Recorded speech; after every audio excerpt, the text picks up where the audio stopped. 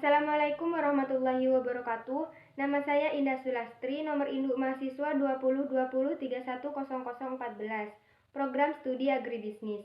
Di sini saya akan menjelaskan sedikit tentang koperasi untuk memenuhi ujian akhir semester mata kuliah koperasi. Koperasi adalah sebuah organisasi ekonomi yang dimiliki dan dioperasikan oleh orang-orang demi kepentingan bersama. Koperasi melandaskan kegiatan berdasarkan prinsip gerakan ekonomi rakyat yang berdasarkan asas kekeluargaan. Jenis-jenis koperasi yang ada di daerah saya adalah 1. Koperasi simpan pinjam, 2. Koperasi produsen, 3. Koperasi konsumen, 4. Koperasi pemasaran, 5. Koperasi jasa, 6. Koperasi sekolah. Manfaat yang dapat dirasakan masyarakat dengan adanya koperasi adalah 1. Membantu meningkatkan taraf hidup dan memperbaiki ekonomi para anggotanya serta masyarakat. 2. Membantu pemerintah mewujudkan kehidupan masyarakat yang adil dan makmur. 3. Meningkatkan tatanan perekonomian di Indonesia. Adapun fungsi dan peran koperasi di tengah masyarakat antara lain adalah membangun potensi dan kemampuan ekonomi anggota dan masyarakat. 2. Berperan serta aktif dalam upaya peningkatan kualitas kehidupan manusia dan masyarakat sekitar. 3. Menguatkan ekonomi rakyat sebagai dasar kekuatan dan ketahanan perekonomian nasional. Koperasi berbeda dengan perusahaan keuangan lainnya, karena proses berdirinya berdasarkan pada prinsip, nilai, dan norma yang harus ditaati. Anggota koperasi merupakan pemilik dana yang dikelola. Oleh karena itu, koperasi harus berkembang agar semua anggota dapat menikmati manfaatnya. Sebagai lembaga ekonomi sekaligus sebagai lembaga sosial, koperasi dapat tumbuh dan berkembang dari potensi anggotanya untuk membangun ekosistem yang saling menguatkan dalam satu wilayah atau daerah berdasarkan produk unggulan lokalnya. Strategi yang dapat ditempuh koperasi di suatu daerah agar dapat bersaing atau unggul terhadap pesaing-pesaing mereka antara lain, meningkatkan kualitas dan mutu produk daerah menjadi lebih unggul dari produk serupa di luar daerah.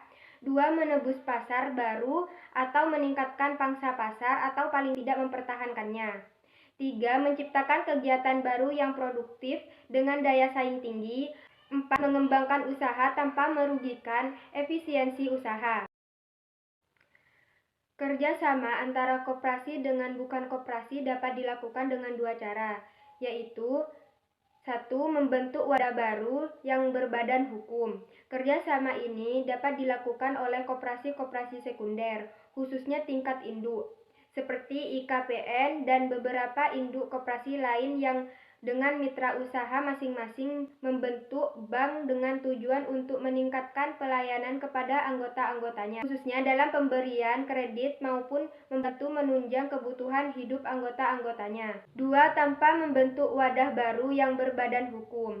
Biasanya kerjasama ini dalam bentuk kemitraan usaha. Kemitraan antara koperasi dengan perusahaan-perusahaan besar lebih merupakan tanggung jawab sosial dalam rangka membantu dan membina koperasi. Kerjasama ini umumnya dilakukan oleh koperasi-koperasi sekunder, khususnya di tingkat induknya, seperti induk koperasi pegawai negeri dan beberapa induk koperasi lainnya dengan mitra usahanya mendirikan bank, SPBU, dan lain sebagainya. Sisa hasil usaha merupakan pendapatan yang didapatkan oleh koperasi dalam periode 1 tahun. Cara menghitung sisa hasil usaha koperasi dengan rumus SHUA sama dengan JUA plus JMA. Dengan keterangan SHUA adalah sisa hasil usaha anggota, JUA adalah jasa usaha anggota, JMA adalah jasa modal anggota. Rapat anggota tahunan koperasi sifatnya wajib dilaksanakan secara periodik sesudah tutup tahun buku.